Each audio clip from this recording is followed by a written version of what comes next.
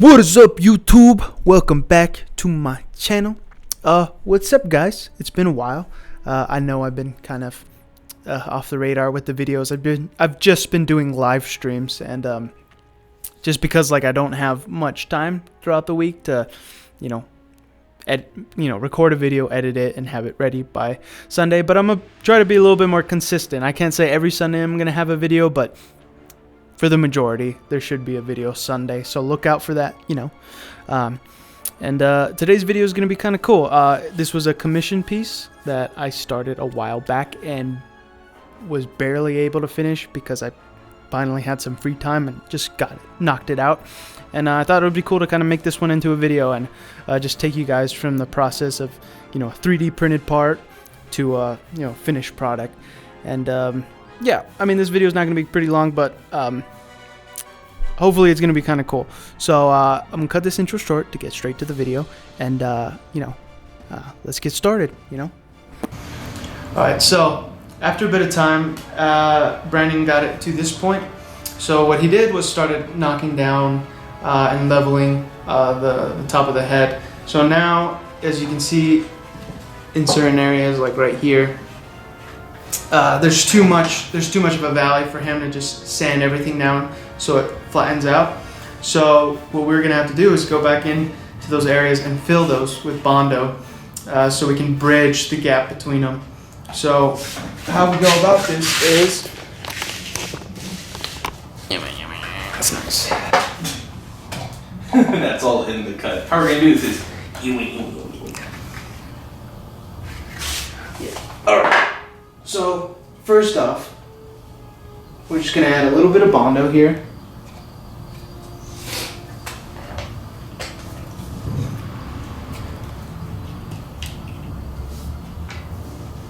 Add just a dab of kick. And when mixing these two, we're going to catalyze it. And we only have a short period of working time now. You don't want to put too much, otherwise it's going to kick off really quick, and you don't want to put too little, otherwise it might not solidify. And make sure it's really mixed.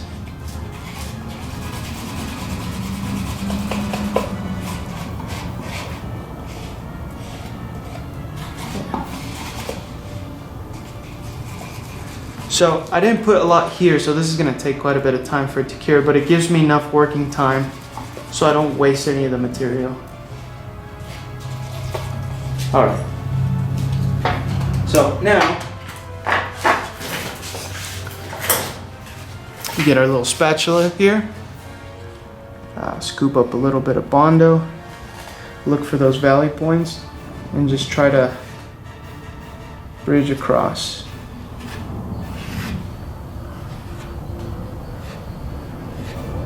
Try to fill in those areas. It's nicer to have like a soft sponge when doing round surfaces, but since all we have right now is a spatula, we can make it work.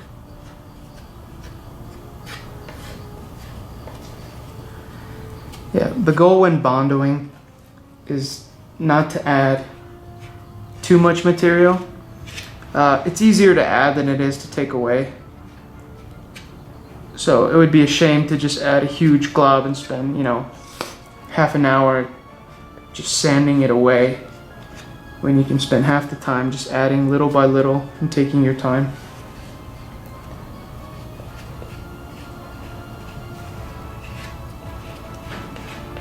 Little by little.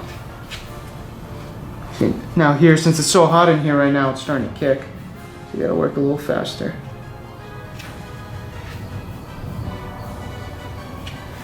And you can see I'm covering some of the holes, but when this stuff is in between solidifying and still a little, soft, you can just go in there with an X-Acto knife or something and just kind of scrape it off the edges.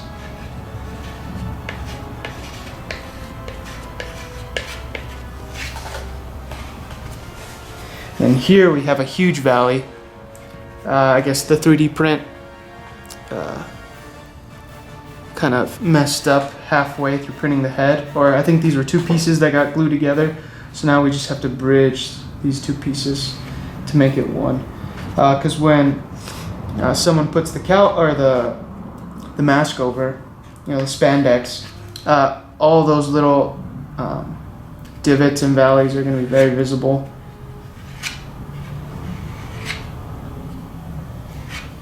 Just take your time. Oh, there it goes. Starting to kick. Yeah, once it starts to kick, it's easier just to bail on it than try to keep messing around with it. It's just gonna make a bigger mess. This is a big valley, so I'm just gonna fill in all this right here.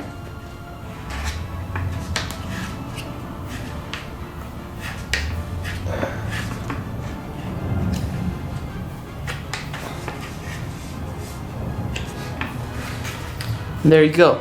I might go through a few more passes with Bondo afterwards, give it a nice little scuff again. Then we're gonna hit it with some high build primer.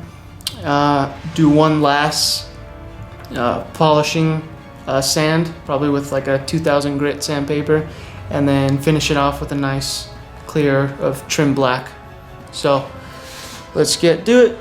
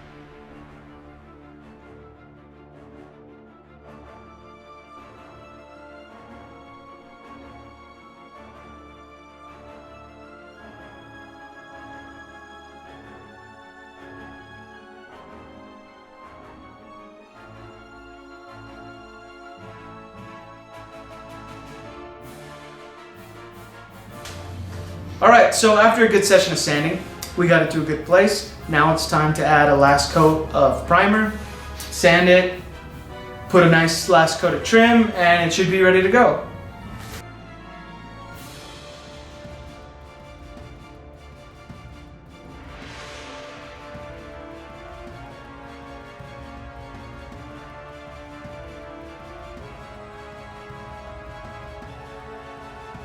Now that the primer has dried, I'm just going to go through with 400 grit sandpaper, do one last nice clean buff, finish it with a nice bit of black trim, move on to the lenses, and then at the end we're all going to assemble it all together, and then I'll show you guys what it looks like. So.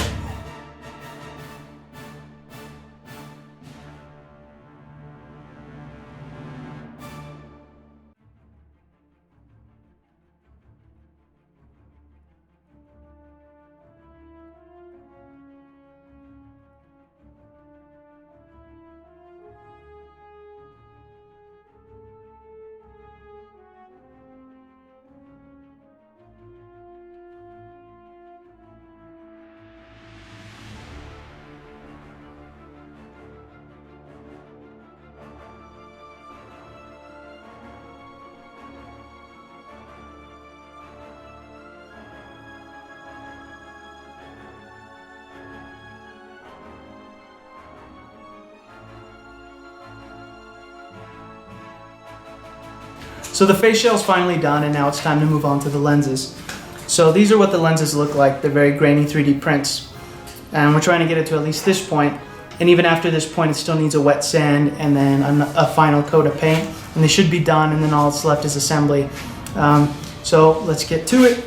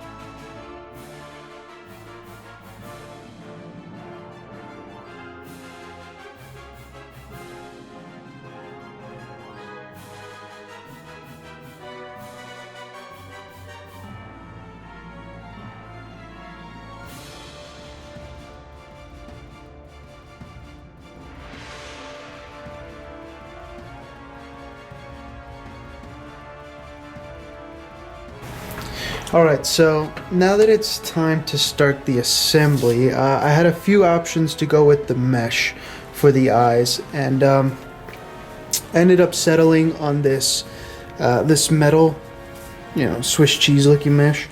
And because this is the Ultimate Spider-Man look, he does have silver lenses instead of the usual white, and giving it a natural metallic look I think would look just really good. And obviously you can see that this is all rusted, but that's fine. I'm gonna go through and I'm gonna sand it all down, give it a nice polish, and then I'm gonna clear it afterwards so it doesn't rust again. And so what I got to do is I got to go in, trace out the perfect pattern that fits in here, cut it out, and then bend it to this nice curved shape. And then I have to get a nice piece of this thin plexiglass, trace this piece out, cut it out, heat it up, and kind of bend it to the same shape. And then these two pieces are gonna get glued right on to the lens. And you can see this is kind of foggy. That's because it has a protective film over it, but once I take it off, it's gonna have this really nice glass look to it, and it just adds like a layer of dimension to it, as to just having this be the surface texture. You'll have this second layer that just makes it look really nice. So yeah, I'm gonna cut these out, and then I just gotta glue it together. It's gonna have to set for a little while, but once it's all said and done, I'll show you. It's gonna look really good. So let's get to it.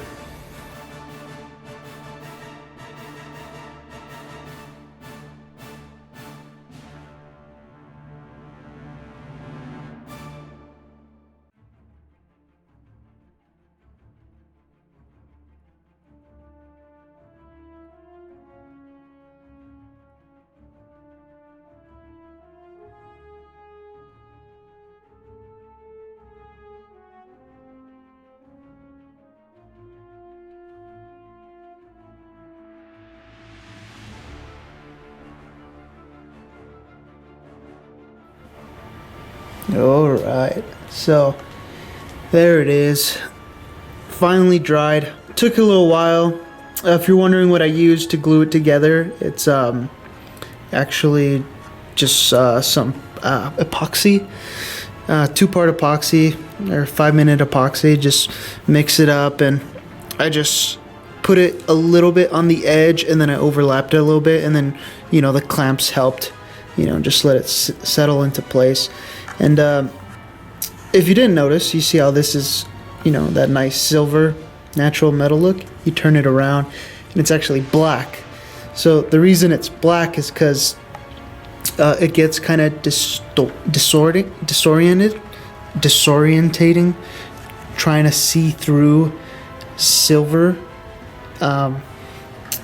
Just to kind of give you an idea, like the wearer is looking at the environment like this, and it gets a little confusing, or it's hard to see through. But when you paint it black, it kind of simplifies your vision, and it helps you focus on what's behind the honeycomb mesh. It's a little trick I use, but you can see it's a lot easier to focus when you're just looking at when you're looking through a black mesh. So that's the reason it looks like that. But yeah, this is it. I really like how it came out. All that's left is just assembling the face shell, putting some Velcro or some elastic on it, so the back part can stretch over the wearer's head and snap back into place. So I'm gonna get working on that right now. So let's do it.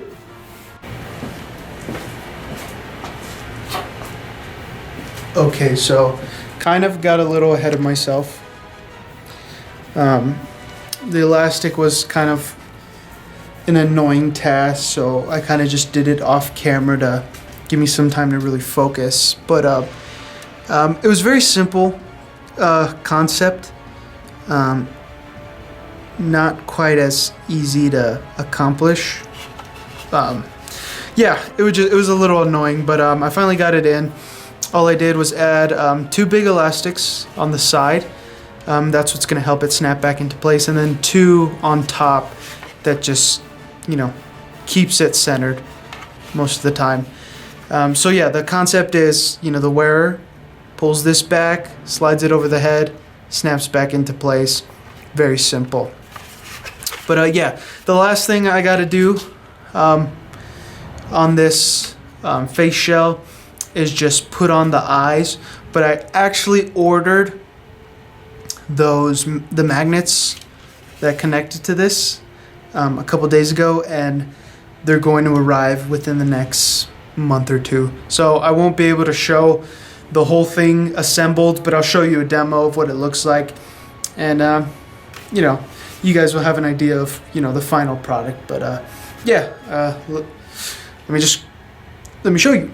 All right, so the face shell's finally done, and I wasn't able to fully complete it because a lot of the parts I ordered, you know, will be here within the next month or 2. So I'm just gonna show you guys as far as how far I got. I'm gonna show you like what it looks like at least, and starting off with the face shell, the elastic band right there. That's what helps me slide it over my big old head. And yeah, there it is. I look like a serial killer. And here, I'm gonna put this closer so you can actually hear me. And then these are the lenses. Obviously, like I said, I need the magnets, so it might look a little ridiculous, but I look like a mosquito. But yeah, these essentially, you know, magnetize around right there. And you know, the principle of a face shell is you wear it under the, you know, the Spider-Man mask.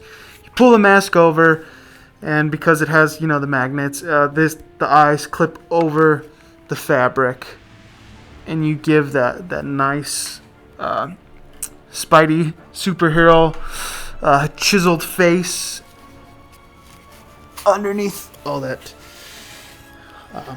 But yeah, so that's how far I got with this project. I hope you guys like it, and I will post an update at some point, whether it's a video, whether it's a photo of the whole thing assembled.